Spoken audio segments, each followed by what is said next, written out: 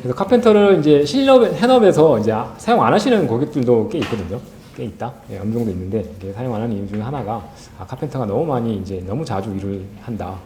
아직 뭐 버전도 1점도 안 하고 스테이블 버전도 아니고 그래서 사용하시는 분도 있는데 또 심지어 이제 어떤 고객들은 아예 이제 클러스터 오토스케일을 사용 안 하시는 이제 분들도 계시죠. 아예 그냥 클러스터 오토스케일 안 하고 맥스 기준으로 빵빵하게 노드를 채워놓고 그 기준으로 이제 서비스를 안정적으로 운영하겠다. 우리는 이제 비용을 줄이는 것보다 서비스를 안정적으로 하는 게 더 중요하기 때문에 그렇게 하는 거예요. 물론 뭐 그렇게 할 수도 있지만 뭐 제 기준으로는 이제 몇 가지 이제 세팅을 하면 카펜터를 사용하면서도 얼마든지 이제 서비스를 안정적으로 사용할 수 있기 때문에 카펜터를 사용하는 것은 이제 적극 권장합니다. 물론 이제 안 하는 도 많이 있겠죠. 그래서 이제 필요한 설정이 이제 뭐 몇 가지 설정이 있는데 첫 번째는 그 중에서 이제 첫 번째로 이제 그레이스풀 셧다운 그레이스풀에서 알아보겠습니다. 그레이스풀 셧다운은 이제 말 그대로 이제 그레이스풀 이제 우아하게 이렇게 안정적으로 이제 파드를 정렬하는 건데요. 그레이스풀 설정하는 거는 이제 카펜터가 이제 특정 노드를 삭제를 해야겠다라고 했을 때 그 시그 이제 시그 스톱 키를 신호를 날리면 실제 파드가 시그 키를 받아서 시그 텀 받고 시그 키를 받아서 이제 종료되기 전까지 시간을 저장을 하는 겁니다. 그래서 이제 디폴트로는 30초인데 만약에 자기의 서비스는 뭐 30초 안에 모든 프로세스를 정상적으로 종료할 수 없다라고 하면 30초가 아니라 뭐 1시간 또는 2시간 이렇게 설정할 수 있습니다. 저 같은 경우에는 제가 운영했던 서비스가 VoIP 이제 전화 서비스였는데 전화라는 게 전화를 하다 보면 30초 안에 전화를 끊을 수도 없잖아요. 끊을 수가 없는 경우가 있잖아요. 그런 경우 이제 그 해당 사용자 고객이 충분히 전화를 종료하고 파드가 종료될 수 없도록 4시간까지 이렇게 설정하는 파드들이 있었습니다. 그래서 4시간 동안 설정을 해서 그 안에 해당 서비스가 정상적으로 파드가 프로세스가 종료돼서 정상 종료되도록 최대 4시간이니까 뭐 30분이면 30분, 1시간이면 1시간 동안 이제 파드가 정상 종료되면 해당 파드는 정상적으로 종료돼서 기존 서비스에 문제가 없도록 설정합니다. 이렇게 터미네이션 그레이스 피리어드 세컨드를 설정합니다. 설정하는 건 이제 파드의 야물 파일에 이렇게 옵션으로 지정을 할 수 있습니다. 그래서 터미네이션 그레이스 피리어드 세컨드를 이제 60초로 지정하면 이렇게 확인할 수 있습니다. 간단히 이제 실습을 하면 60초가 꼭 60초가 안 걸릴 수가 있는데 확인해 보면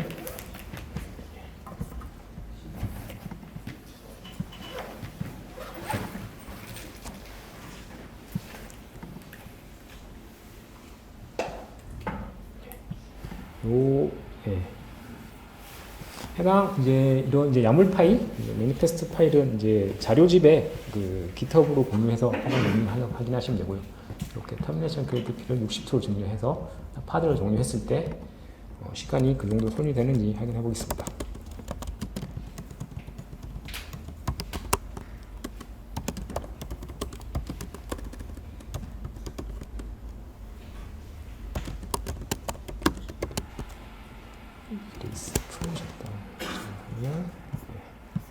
파드가 실행이 이제 정상적으로 됐습니다. 파드 터미네이션 이름으로 제가 실행을 했는데요. 실행을 하고 딜리트를 했을 때 파드가 정상 종료되는지 확인해 보겠습니다. 옵션 이제 W 옵션을 사용하시면 웨이트라고 해서 이제 해당 파드의 웨이트 맞죠? 웨이트에서 해당 파드가 이제 실제 종료되는 것을 확인할 수 있습니다.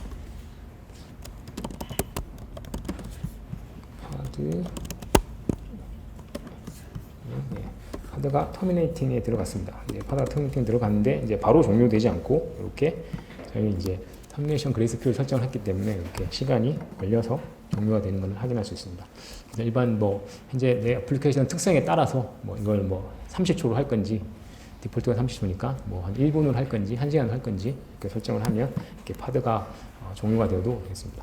이런 케이스가 뭐 카펜터가 이제 노드를 종료하기 위해서 다른 파드로 옮길 때 할 때 이런 상황이 발생하는 거죠. 그래서 특정 노드를 삭제를 해도 이렇게 그레이스풀 설정이 되어 있으면 해당 파드는 죽지 않고 계속 이제 정상적으로 프로세스를 완료할 때까지 계속 종료합니다. 그래서 이렇게 좀 시간이 정리해서 바로 정리가 되는 것을 확인할 수 있습니다. 비정상 종료가 다 되고 그리고 나서 다른 노드로 이제 이전하는 그렇게 이제 안정적으로 처리를 할 수 있습니다. 이게 제가 60초로 설정을 했는데요. 60초 동안 이제 60초 동안 다 기다리지 않고 그 전에 좀 종료가 되더라고요. 이걸 다 시간이 보고 있으면 이제 끝났네요. 60초, 이번엔 굉장히 양호하네요. 99초니까 60초 거의 딱 기다리고 종료하네요. 이렇게 한 시간 종료될 때까지 시간이 걸립니다. 이렇게 그래스풀 셋다운 설정을 하면 실제 노드 종료를 할 때 시간을 줄 수 있습니다. 다음은 이제 파드 디스럽션 버전, 디스트럽션이 아니고 그냥 디스럽션 버전인데 제 영어 발음이 이렇게 분명해서 이번에 안 좋은데 디스럽션은 파드 이제 분배 예산 정도로 예상할 번역을 할 수 있는데요. 이제 분배를 할 때 예산을 어느 정도 줄 것이냐 요거 설정입니다. 그래서 이제 설정에는 두 가지 min available이랑 max unavailable 설정이 있는데 min available은 이제 최소한도로 available 가용하는 숫자를 지정을 하는 겁니다. 그래서 내가 이제 우리 서비스를 안정적으로 운영하기 위해서는 파드 숫자가 뭐 적어도 2개가 돼야 된다, 아니면 뭐 3개가 돼야 된다 라고 할 때 이렇게 min available 설정을 하면 카펜터가 노드를 삭제해도 해당 파드는 꼭 실행 중 형태로 남겨둡니다. 그래서 카펜터가 노드를 삭제해도 최소한 숫자는 유지하기 때문에 카펜터를 통해서 서비스가 서비스가 장애로 이어지거나 뭐 제한이 되는 그런 케이스를 막을 수 있는 거죠. 그리고 max unavailable은 동시에 중단할 수 있는 파드의 개수입니다. 그래서 파드 max unavailable 설정을 1로 하면 만약에 특정 노드에 특정 파드가 4개가 실행 중인데 그래서 이 노드가 이제 카펜터에서 노드가 종료된다라고 하면은 이제 max unavailable 설정이 없다라고 하면 이 노드가 한꺼번에 그냥 다른 노드로 넘어가겠죠. 그럼 한꺼번에 4개 죄송합니다.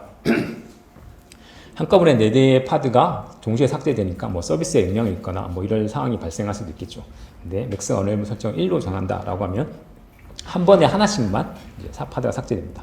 그래서 여기 파드가 여기는 하나 죽고 딴 데도 파드가 뜨고 이제 파드가 뜨고 나면 다시 하나가 죽고 다시 뜨고 이런 식으로 하나씩 넘어갈 수 있는 거죠. 그래서 기존 서비스에 영향을 미치지 않도록 할 수 있습니다. 역시도 이제 실습으로 알아보면 파드 디스트럭션 버전도 이제 쿠버네티스 리소스 중에 네이티브 리소스 중에 하나입니다. 그래서 이렇게 야물 파일로 실행을 할 수 있습니다. 이렇게 실행해서 하면 카펜터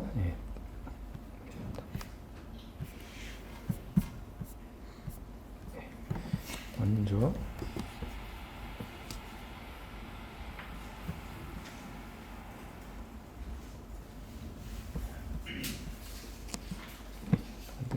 버전에 접속해보면 PDB 설정이 현재 맥스 언어레이블 설정은 아니고 이제 저는 이제 미니멈 어벨 설정을 1만 설정하고 그리고 이제 파드를 실행할 건데 파드의 실제 테스트를 하기 위해서 노드 셀렉터를 이제 지정을 했습니다. 노드 셀렉터는 이제 말 그대로 노드를 선택을 하겠다. 내가 파드를 실행하는데 특정한 노드, 내가 지정한 노드, 이 이름을 가지는 이제 노드에 실행을 해라. 이 옵션입니다. 그래서 이렇게 이 옵션을 지정하면 파드가 실행할 때 특정 노드에 실행을 할 수 있습니다. 네, 노드 셀렉터보다는 간단한, 일반적으로는 노드 어피니티 설정을 많이 하죠. 파드 어피니티 설정하고 때문에.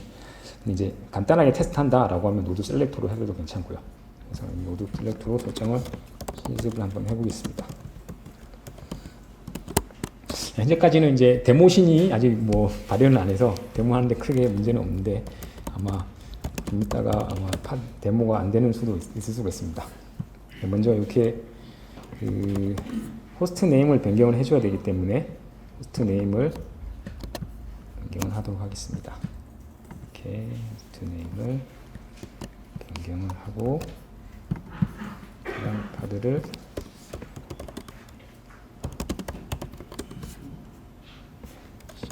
하면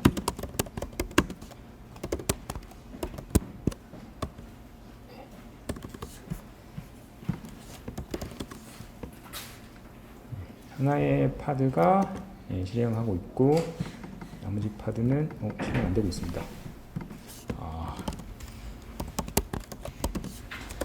그러면 기존 리소스를 삭제를 해서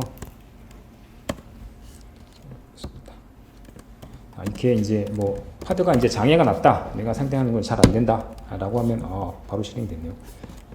해야 될 게 이제 첫 번째는 이제 어플라이를 통해서 이제 리소스를 배포를 하고, 두 번째는 그 단계가 있는데 어플라이 통해서 배포를 하고, 두 번째 get을 통해서 해당 리소스가 잘 배포됐는지 확인하고, 근데 뭔 장애가 났다, 잘 안 됐다라고 하면 세 번째는 이제 describe로 확인을 합니다. describe로 봐서 특정 문제가 있었는지 이렇게 확인을 하고요. 그리고 디스플레이에서 또 안 됐다라고 하면은 다음번에는 로그를 봐야 되겠죠. 이렇게 로그를 확인해서 이제 특정 파드의 로그를 확인할 수 있습니다. 그리고 이제 로그를 통해서도 안 됐다. 거의 뭐 로그를 통해서 이제 확인이 다 완료가 되는데, 조치가 가능한데 로그 확인이 안 됐다. 그러면 이제 한 번 더 간다 하면 이제 뭐 별 일이 없긴 한데, 이렇게 이벤트를 통해서 어떤 이벤트가 있었는지, 어떤 문제가 있었는지 이렇게 확인하면 대부분의 이제 장애들이 다 처리할 수 있습니다. 저 같은 경우에는 방금 이제 펜딩 상태에서 걸렸는데, 펜딩 상태에 걸렸던 이유를 디스크라이브로 확인을 해보시면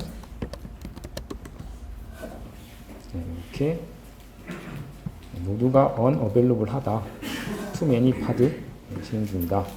그래서 이제 하나의 노드가 이제 시행할 수 있는 파드의 숫자가 이제 제한이 있는데, 그 숫자를 넘어나서 이제 파드를 실행하지 못했다라는 의미입니다.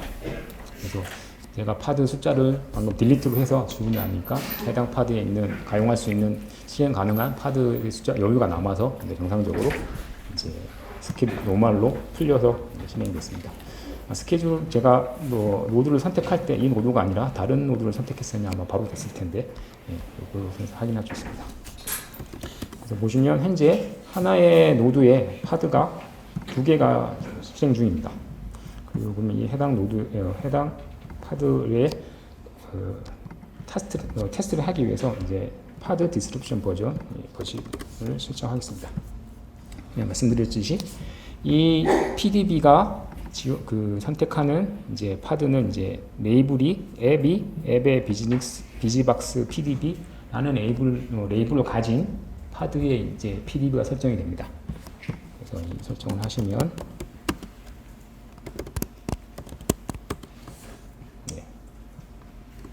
PDB가 정상적으로 됐고요. PDB도 파드 디스트리뷰션 버전 이건데 줄인 걸 지원합니다. 그래서 K에게 PDB로 확인하면 이렇게 방금 설정한 제가 아까 테스트하고 나서 지우진 않았군요. 4시간 전에 설정한 건데 설정한 대로 이제 설정을 확인할 수 있습니다. 동일하게 상세 설정을 보고 싶다 이렇게 하면 야물로 확인하시면 X min 어메레이블 설정 1입니다. 그리고 지금 상태에서 기존 노드를 드레인을 한번 해보겠습니다. 드레인을 하기 전에 먼저 노드를 나누어서 드레인을 한다는 거는 그 드레인은 화면이 좀 잘 안 보이는군요. 이걸로 드레인을 하겠습니다.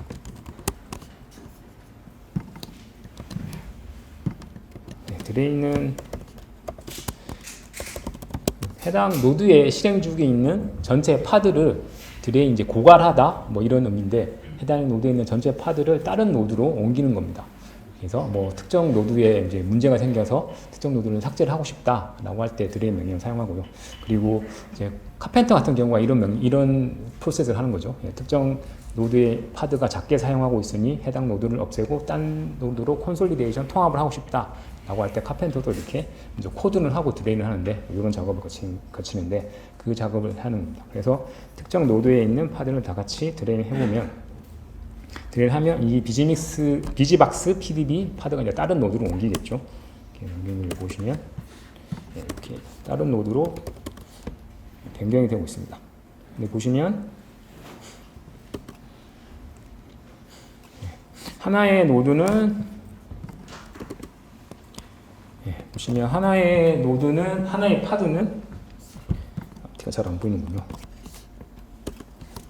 하나의 파드는 터미네이팅 되고 있고, 하나의 파드는 펜딩 상태입니다. 그리고 나머지 하나의 파드는 러닝 상태입니다. 이 러닝 상태의 이유가 제가 방금 설정한 이제 PDB 설정으로 미니멈으로 최소 하나의 파드는 실행이 하라라고 해서 이제 계속 실행이 되고 있기 때문에 계속 하나의 파드가 실행이 되는 거죠.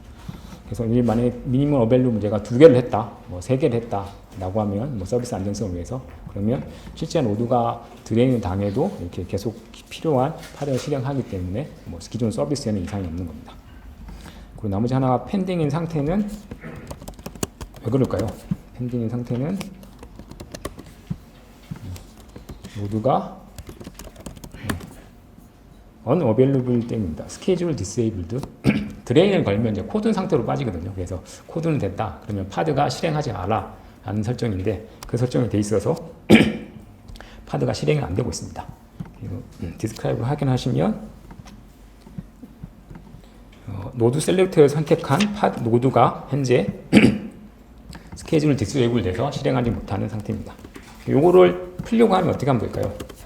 이거는 이제 드레인이 됐기 때문에 언코드는 하시면 노드가 스케줄이 가능하고 그러면 이제 기존 파드도 정상적으로 다시 이제 시행이 된 걸로 바뀝니다. 이런 상태로.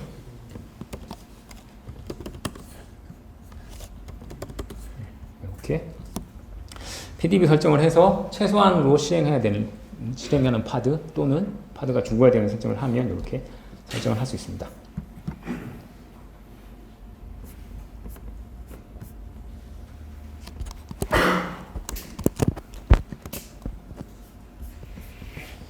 다음으로 프라이트 드레인 방금 설명드린 이제 드레인은 이제 이 자료로 확인해 보시면 이제 활용하기 좋습니다. 예, 그거 이제 프라이어티 클래스 이런 것도 설정을 하시면 이제 특정 노드에 파드가 실행이 안 되고 있는데 확인해 보면 프라이어티 클래스가 안 돼서 설정이 안 돼서 하는 경우도 있습니다. 프라이어티 클래스는 뭐 데몬셋 노드가 실행해야 되는데 뭐 기존 노드의 자원이 부족해서 실행이 안 되는 경우 확인하시면 이제 프라이어티 클래스 통해서 확인할 수 있습니다. 네. 여기까지 이제 파드에 대해서 카펜터에 대해서 알아봤고요. 다음으로 이제 EKS 네트워크와 스토리지를 이제 알아보겠습니다. EKS가 이제 매니지드 서비스잖아요. 이게 매니지드 서비스, 지금 이제 AWS에서 이제 관리하는 서비스인데, 관리하는 매니지드 서비스의 가장 좋은 점이 제가 생각하기에 가장 좋은 점은 AWS 기존에 있는 리소스를 잘 활용할 수 있는 것 같습니다. 그래서 이제 기본 저희가 온프라미스에 쿠버네티스를 설치한다라고 하면 이제 네트워크도 로드 밸런서도 별도로 이제 구매를 하시거나 아니면 메타렐비를 사용하시거나 하면 이렇게 별도로 하나부터 끝까지 이제 네트워크 스토리지 관련된 기반 인프라를 설치해야 되는데 EKS를 사용하시면 그래도 좀 편하게 네트워크와 스토리지를 사용할 수 있습니다. 그래서 이제 AWS에서 기존에 있는 AWS 자원들을 잘 사용할 수 있도록 네트워크에 관련돼서는 이렇게 AWS LB 로드 밸런서 컨트롤러를 제공하고 있습니다. 그래서 이게 로드 밸런서 컨트롤러를 사용하면 기존에 저희가 만약에 사용 안 하신다라고 하면 사용자가 실제 인그레스를 통해서 사용자 파드의 서비스를 받기 위해서 이렇게 네 가지 단계가 필요합니다. LB를 갔다가 특정 노드에 갔다가 익스터널 네트워크 팔리시가 설정해야 되는데 노드로 갔다가 다음에 이제 인그레스 컨트롤러 흔히 인지넥스를 많이 사용하실 텐데 그걸 갔다가 다시 이제 파드에 가는 이렇게 네 가지 단계를 거칩니다. 그런데 LB 컨트롤을 사용해서 이제 옵션을 변경을 하시면 바로 LB에서 바로 파드로 직접 바로 다이렉트로 접속이 가능합니다. 이렇게 사용하면 당연히 성능이 빨라지겠죠. 성능이 빠르고 성능보다는 제 개인적으로는 이제 장애 포인트가 사라져서 좀 더 장애가 났을 때 찾기가 굉장히 편리합니다. 그래서 이렇게 이걸 사용해서 좀 더 사용하는 게 편리하고요. 그리고 두 번째는 AWS에서 익스터널 DNS 컨트롤러를 제공합니다. DNS 컨트롤러는 저희가 인그레스를 만들면 인그레스 안에 호스트 도메인을 설정을 하거든요. 인그레스 도메인을 설정하고 나면 그 도메인을 가지고 라우터 53에 들어가서 이 라우터 53을 도메인을 등록하고 이 라우터 53이 해당 도메인이 바라봐야 할 타겟 LB를 수동으로 이렇게 등록을 해야 됩니다. 그런데 익스터널 DNS 컨트롤러를 사용하면 DNS 컨트롤러가 인그레스에서 이제 특정 도메인을 인그레스를 하나 만든다라고 해서 만들면 내가 보고 있다가 그 해당 도메인을 가지고 라우터 53에 자동으로 등록하는 작업을 합니다. 간단히 보여드리면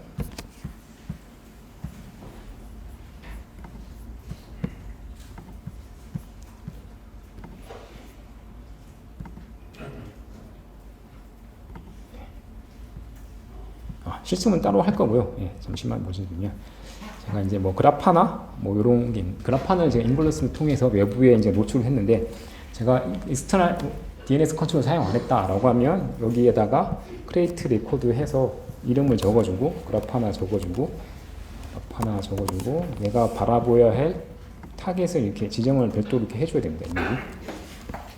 LB를 사용하시니까 저는 이제 LB를 사용할 거고 리전은 한국으로 할 거니까 서울로 할 거니까 서울 지정하고 서울에 해당하는 리전을 이렇게 선택해서 이렇게 넣는 이런 일련의 작업들을 해줘야 되는데 익스터널 DNS 컨트롤을 사용하면 이렇게 이 작업이 자동으로 완료가 됩니다.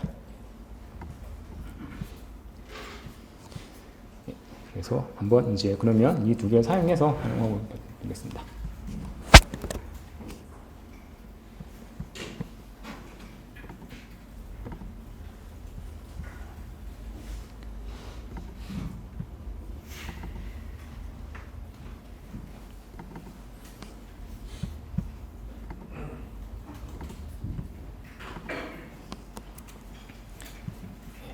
설명을 드렸고, 예, 동일합니다. 이제 설치를 하실 때, 그 헬름을 통해서 AWS 자원을 사용합니다. AWS 자원을 사용하기 위해서는 별도의 권한이 필요한데요. 그 해당 권한을 설정하는 방법이 IRSA인데, 이 권한이 필요한데, 이 권한을 시행을 할 때는 이제 뭐 명령어로 CTL, CTL, EKS, AWS 명령을 사용해서 전환을 만드는 게 아니라 테라폼 모듈을 사용해서 이렇게 설치를 하시면 좀 더 편하게 작업이 가능합니다.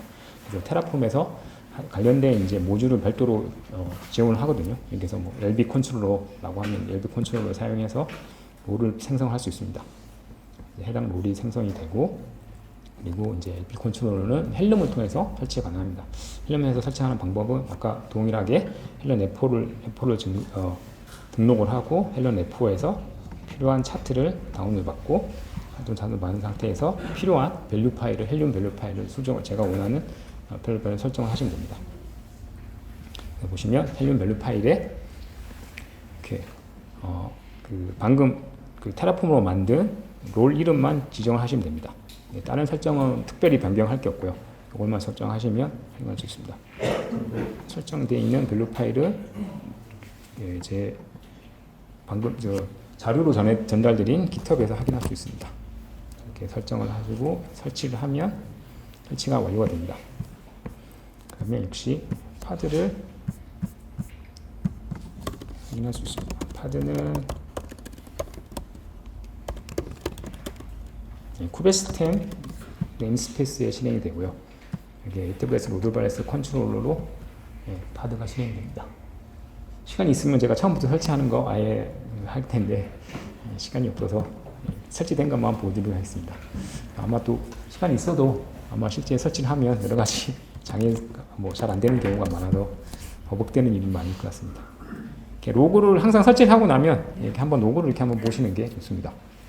이번에는 제가 스턴을 사용할 건데요. 스턴은 이제 파드가 하나가 아니고 두 개잖아요. 파드가 아니고 여러 가지 파드가 있는 경우 전체 파드의 이제 로그를 확인할 용도로 사용할 수 있습니다. 스턴 그리고 내가 원하는 파드 이름을 그만큼 잘라서 확인하시면 두 개의 파드의 로그를 동시에 볼 수 있습니다. 그래서 이렇게 쭉 확인하실 수 있습니다. 보면 특별히 에러가 없이 이제 정상적으로 잘 설정이 되어 있는 걸 확인할 수 있습니다. 그리고 이제 다음에 이제 익스터널 LB 컨트롤러 설치하는 겁니다. 동일하게 테라폼에서 익스터널 DNS IRSA를 모듈을 지원해서 해당 모듈을 통해서 설치를 하고 그리고 동일하게 헬름으로 설치를 할 수 있습니다. 헬름으로 설치를 하시면 이렇게 헬름으로 헬름 설치를 하고 파드를 역시 동일하게 해놓을 수 있습니다. 자, 이제 다음은 이제 파드를 이제 확인할 때 제가 셀렉트를 쓸 건데요.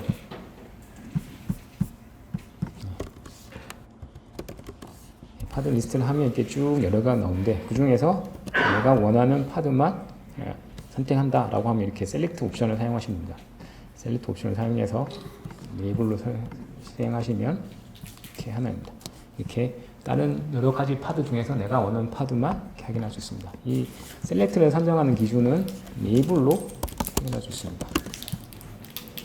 이렇게 보시면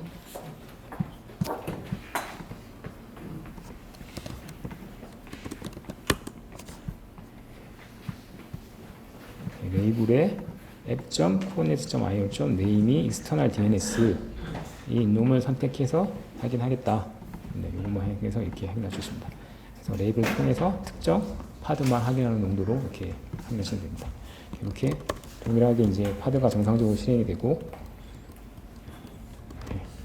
잘 실행되는 걸 확인할 수 있습니다. 그러면 이제 인그레스를 이제 만들어 보겠습니다. 아까 이거 제가 이제 한 실행하기 전에 이거 테스트 했을 때 잘 안 됐었는데 정말 잘 되기를 해보겠습니다.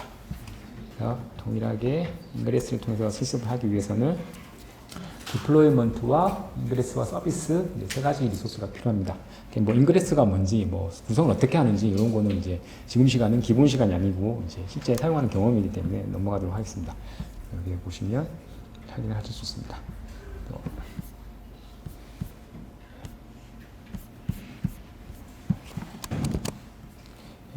그래서 제가 인그레스 설치할 때, 실행을 할 때 external DNS 컨트롤러 그리고 LB 컨트롤을 사용하면 어떤 게 달라지는지 첫 번째 이제 옵션으로 애노테이션 옵션에 지정하는데 애노테이션 옵션에 타겟 타입을 IP로 지정을 할 수 있습니다. 타겟 타입을 IP로 지정하면 처음에 이제 보여드린 듯이 타겟 파드의 IP로 바로 이제 지정이 가능합니다. 그래서 중간에 여러 노드를 거쳤다가 인그레스 컨트롤했다가 거치지 않고 바로 IP를 지정하면 올라가겠습니다. 파드로 직접 누릅니다. 이건 뒤에 이제 타겟 그룹에 보여드리겠습니다. 다음은 이제 그룹 네임을 이제 설정합니다. 이제 그룹 네임은 각각의 인그레스를 만들 때마다 LB를 별도로 하나씩 만들지 않고 그룹을 통해서 인그레스는 LB는 하나만 사용하고 여러 개의 인그레스가 공용으로 같이 사용하겠다라는 옵션입니다.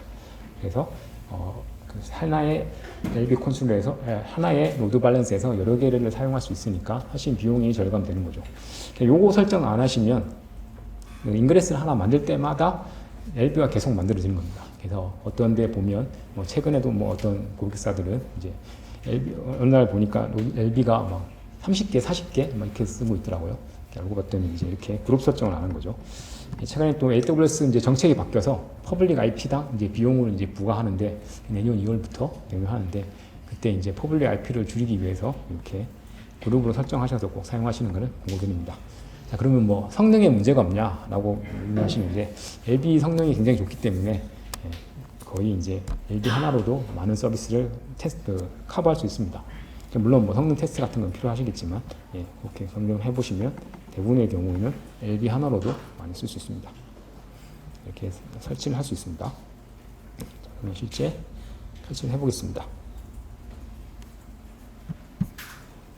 이거 실제 실습을 하시려면 이제 이렇게 서티피케이트 인증서가 필요합니다.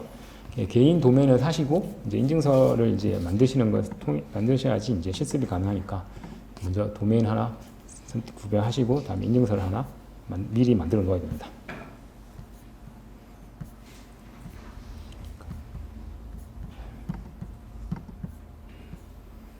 노드 밸런스 컨트롤러죠.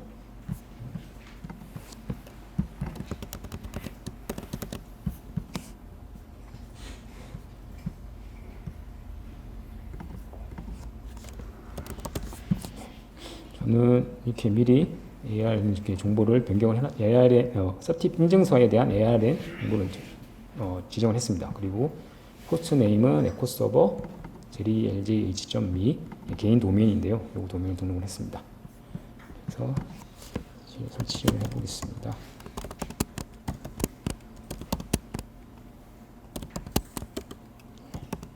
세 개의 이제 리소스가 있고 리소스를 실행을 해보면 이렇게 점을 찍으면 해당 디렉토리에 있는 전체 리소스를 한꺼번에 실행합니다. 그래서 이제 세 개의 리소스를 실행했습니다. 다행히 네임스페이스를 디폴트로 지정을 했네요.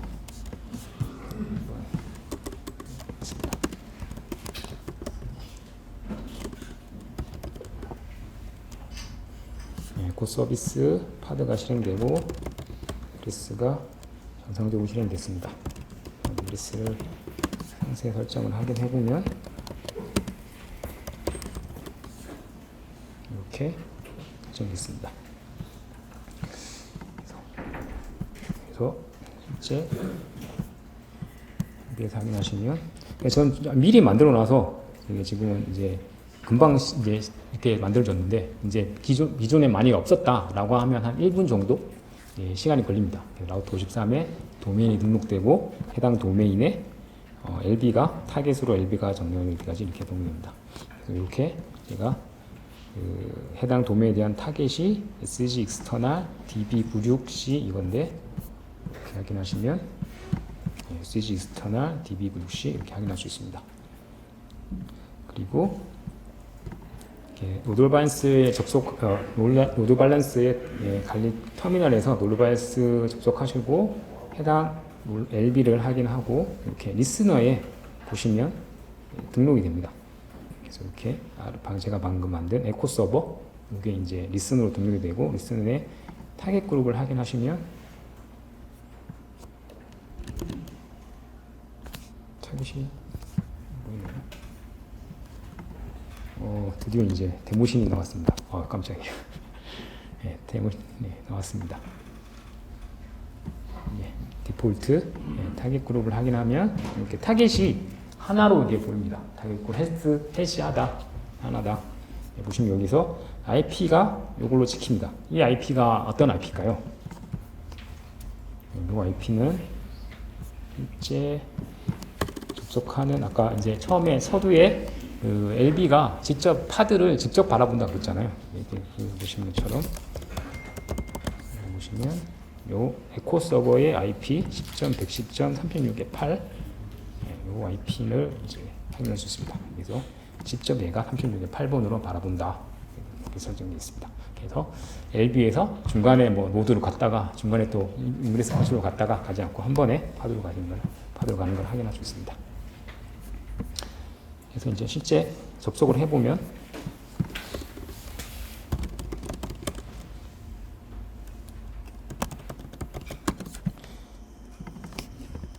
저는 이전에 테스트 했던 거라서 이렇게 NS 룩하면 빨리 나올 텐데 아마 집에서 테스트 해보시면 좀 시간이 걸릴 수 있습니다. 근데 이렇게 접속이 되면 확인할 수 있고요. 그래서 이 에코 서버 실제 하드에서 브라우저에서 확인해 보시면 그리고 제가 인그레스 설정에 이제 설정에 이렇게 밑에 패스를 에코 서버로 해놨기 때문에 에코 서버까지 지정을 하고 접속을 해보시면 이렇게 정상적으로 이제 실행이 됩니다. 그래서 이제 제가 이 작업을 할 때 뭐 라우터 53에서 뭐 부가적으로 도메인 등록하거나 이런 거 안 해도 자동으로 이렇게 설정이 가능합니다. 그래서 이렇게 해당 파드에 정상적으로 실행된 걸 확인할 수 있습니다. 만약에 이게 에코 서버를 안 했다라고 하면 이제 404 마파운드가 뜨겠죠.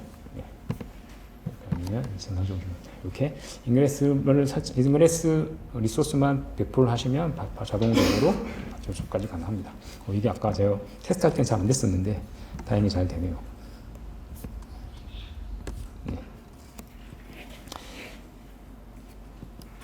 다음에 이제 스토리지에서 이제 말씀드리겠습니다.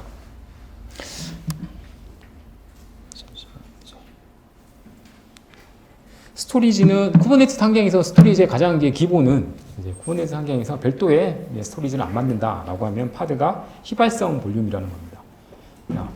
데이터가 휘발성 볼륨입니다. 뭐 이거는 이제 온프라미스 환경에서 이제 상상도 잘 못하는 일인데 이제 파드가 사라지면 파드에서 실행되고 있는 볼륨까지도 같이 다 삭제가 됩니다. 그래서 이제 데이터를 이제 보관을 하기 위해서는 별도의 리소스가 필요하죠. 그게 이제 쿠버네티스 환경에서는 이제 흔히 말하는 이제 연구 볼륨, PV라는 거죠. 휘발성이 아닌 이제 영구적으로 보관할 수 있다라고 하는 연구 볼륨입니다. 연구 볼륨을 사용하기 위해서는 이제 PVC, 스토리지 클래스 이런 리소스들이 필요합니다. 그래서 관리자들이 해야 될 게, 뭐 데브옵스나 뭐 엔지니어들이 해야 될 게, 개발자들이 데이터를 PV를 사용할 수 있도록 스토리지 클래스를 미리 만들어 놓는 거죠. 그래서 이 스토리지 클래스를 만드는 작업을 미리 하셔야 되고요. 그래서 이제 EKS 환경에서는 좋은 게 미리 이제 사용할 수 있는 스토리지 클래스를 제공합니다. 그런데 그 기본 스토리지 클래스를 사용하면 그게 GP2 환경입니다. 그래서 이제 새로 나온 GP3, 새로 나온 것도 아니죠. 굉장히 오래됐으니까. 그 기존에 있는 GP3 환경을 사용하시는 거를 이제 바꾸는 거를 이제 권고드립니다. 그래서 GP2를 사용하지 마시고 GP3 환경에 새로운 스토리지 클래스를 생성하셔야 됩니다. 그래서 기본으로 제공하는 GP2를 사용하지 말고 GP3로 변경하는 것입니다. 지금 저도 이제 설정을 보면 처음에 EKS의 클러스를 만들면 여기가 GP2가 디폴트인데 새롭게 저는 EBSC를 만들고 디폴트로 이거를 변경을 한 겁니다.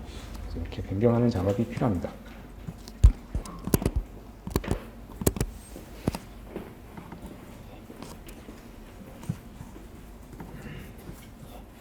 그러면 이제 해당 EBSSC GP3 기반의 스토리지를 상생하기 위해서는 이제 역시 동일하게 별도로 이제 드라이버랑 설치를 해야 되는데요. 동일한 프로세스로 테라폼을 통해서 롤을 생성을 하고요. 그리고 이제 EBSSC는 헬름으로 설치하는 게 아니라 애드온으로 설치할 수 있습니다. EKS는 이제 애드온이라는 클러스터의 기능을 제공합니다. 그래서 클러스터 구성의 필수적인 요소들, 뭐 예를 들어서 코어 DNS, 그리고 이제 쿠베 프락시, 그리고 CNI 설정들을 이제 애드온으로 제공해서 별도의 헬름, EKS, 아마존에서, AWS에서 자동으로 관리를 해주는 거죠. 그래서 이게 추가로 할 수 있는 것들이 여러 가지가 있는데, 그 중에서 이제 EBS, CSI도 이렇게 설정을 할 수 있습니다. CSI 드라이버도 애드온으로 관리할 수 있습니다. 뭐 EBS뿐만 아니라 뭐 파일 시스템을 사용하는 EFS도 최근에는 애드온으로 관리가 가능합니다. 그리고 뭐 몇 가지 더 있는데 그런 것도 애드온으로 관리하시는 게 좋습니다. 애드온으로 관리하시는 게 이제 좋은 이유가 일반적으로 저희가 뭐 이런 이제 CSI 드라이브를 한번 설치하면 업그레이드를 잘 안 하잖아요. 저희 이제 작업 같은 거 할 때 이 케이스는 업그레이드 하는데 기존에 있는 뭐 내부 시스템까지 업그레이드를 잘 안 하는 경우가 많은데 뭐 예를 들어서 뭐 프로메테우스나 뭐 아르고시나 한 번씩 설치해서 문제가 없다라고 하면 쭉 가는 그런 경우가 많은데 그러지 마시고 이제 애드온으로 설치를 하시면 클래스 업그레이드 할 때마다 이제 자동으로 업그레이드 할 수 있습니다. 그래서 자동은 아니지만 설정을 하면 좀 더 관리가 좀 더 편해집니다. 그래서 나중에 업그레이드 하기도 훨씬 편합니다. 그래서 이건 이제 AWS 리소스니까 AWS 리소스는 테라폼으로 관리하시는 게 좋습니다. 그래서 테라폼으로 이렇게 애드온 리소스를 관리하고요. 그래서 이렇게 테라폼으로 설치하시면 CS 드라이브를 확인할 수 있습니다. 간단히 설치된 걸 보여드리면 애드온 설정은 이제 이 케이스에서 확인 가능한데요. 지금 시간이 30분이네요. 조금 이따가 보겠습니다. 이렇게 보시고 여기 CSI 드라이브까지 하고 잠깐 쉬도록 하겠습니다. 애드온으로 보시면 현재 설치되어 있는 리스트를 확인할 수 있습니다. 그래서 밑에 보면 아마존 EBS CS 드라이버를 설정할 수 있고 업그레이드 한다, 업데이트 한다라고 할 때 이렇게 클릭만으로 이렇게 편하게 할 수 있습니다. 이게 이제 애드온으로 관리하는 장점이죠. 물론 이 업그레이드 작업도 이렇게 콘솔에서 이렇게 클릭 하지 마시고 당연히 이제 테라폼으로 관리하시는 것이 훨씬 도움이 됩니다. 하시고 다음으로 설치했으니까 리소스가 어떤 게 실행되는지 확인해 보겠습니다. 혹시 쿠베 시스템에 실행이 되고요. EBS CS 드라이브가 첫 번째는 이제 컨트롤러가 실행됩니다. 그래서 사용자가 PVC를 통해서 스토리지를 만들어줘 라고 요청을 하면 이 컨트롤러가 보고 있다가 이 요청이 왔네 그럼 이 컨트롤러 파드가 AWS를 통해서 새로운 자원을 만들고요. 그리고 이제 두 번째로 데몬셋으로 EBS CSI 노드가 실행 중입니다. 이 데몬셋으로 실행한다는 말은 모든 노드에 기본적으로 같이 이제 실행하는 겁니다. 그래서 AWS에서는 이제 EBS 볼륨을 사용한다라고 하면 이제 아이스카시 형태로 이제 마운트를 하는데 그 마운트 하기 위한 기본 드라이버들이 여기 파드에 이제 실행이 되는 거죠. 그래서 해당 모든 노드에 드라이브 데몬셋 형태로 드라이버로 실행이 돼서 실행을 할 수 있습니다. 파드를 이제 마운트를 할 수 있습니다. 그리고 다음으로 이제 스토리지 클래스를 만드는 건데요. 스토리지 클래스는 모든 이제 쿠버네티스 리소스들은 이렇게 야물 파일로 이렇게 만들 수 있는데 만드실 때 이렇게 추루로 설정을 해주시면 제가 방금 설정한 것처럼 이제 디폴트로 변경되고 있습니다. 자, 그러면 이제 추루를 기존에도 지금은 제가 변경을 했는데 처음에 설치하면 이제 GPT2가 이제 디폴트거든요. 그래서 디폴트도 디폴트 두 개가 생깁니다. 이게 디폴트 두 개가 생기면 안 되니까 기존 디폴트인 GPT2는 디폴트 설정을 제외하시면 됩니다. 이렇게 명령어로 이렇게 패치로 기존 스토리지 클래스의 디폴트 설정을 없애라 요청을 할 수 있습니다. 이렇게 명령할 수 있습니다. 그래서 이렇게 두 가지를 만들 수 있습니다. 스토리지 클래스 만드는 실습입니다. 스토리지 클래스에서 실제 PVC를 생성하는 실습입니다. 여기까지 하고 제가 완료하도록 하겠습니다. 여기에 가시면 EBS CSI의 스토리지 클래스를 만드는 건데요.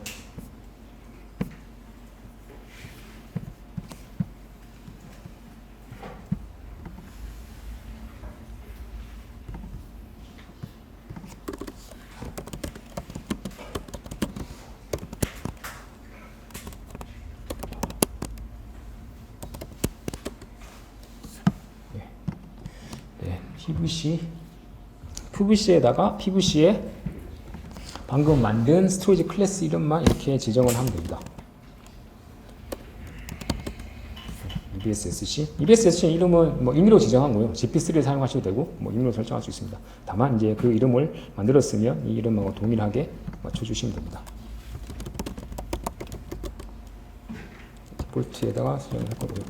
현재 PVC를 확인하면 아무것도 없습니다. PVC를 먼저 생성을 하고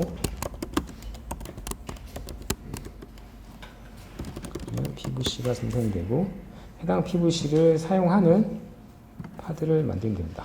해당 파드를 만들 때 이름을 동일하게 아까 EBS 클레임이라고 만들었기 때문에 이 이름과 동일한 파드를 실행하면 됩니다.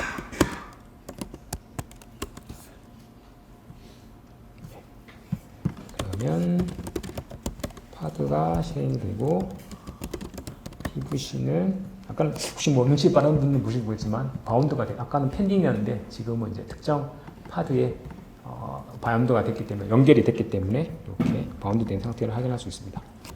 그러면 정상적으로 파드가 실행이 되고 해당 파드에서는 볼륨이 정상입니다.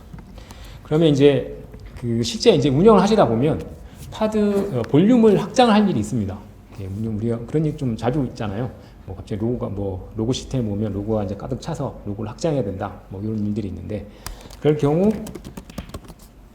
이렇게 이제 GP3 기반의 CS 드라이브를 사용하면 확장이 가능합니다. 그래서 여기 옵션에 Allow Volume Expansion, 볼륨 확장을 이제 allow 할 거냐, 허용할 거냐 할 때 이렇게 수요가 되어 있는 스토리지 클래스를 사용하시면 확장이 가능합니다.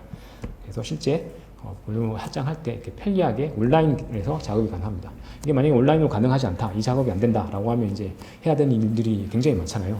백업을 했다가 기존 파드 죽였다가 새로 마운트했다가 서비스 확인했다가 다시 띄우고 서비스 공지하고 그런 이제 악몽 같은 별로 안 좋은 추억들이 많은데 이걸 지정을 하면 편리하게 확장을 할 수 있습니다. 이걸 확장을 하기 위해서는 간단하게 edit 명령을 사용하시면 됩니다.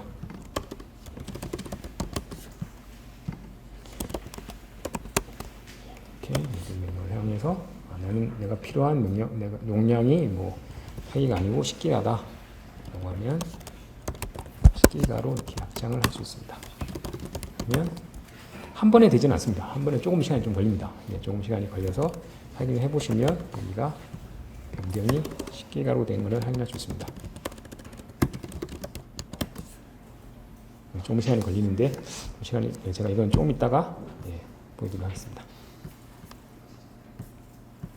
그러면 제가 스토리지 클래스까지 볼륨까지 실습을 했습니다.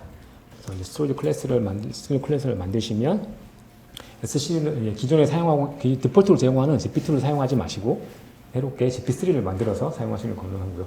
그리고 GP3 CS 제공하는 장점이 볼륨을 확장할 수 있다. 이걸 합니다. 아마 지금쯤 볼륨이 확장이 됐을 겁니다. 그게 안 됐네요. 이건 쉬는 시간 끝나면 아마 확장이 되는 것 같습니다.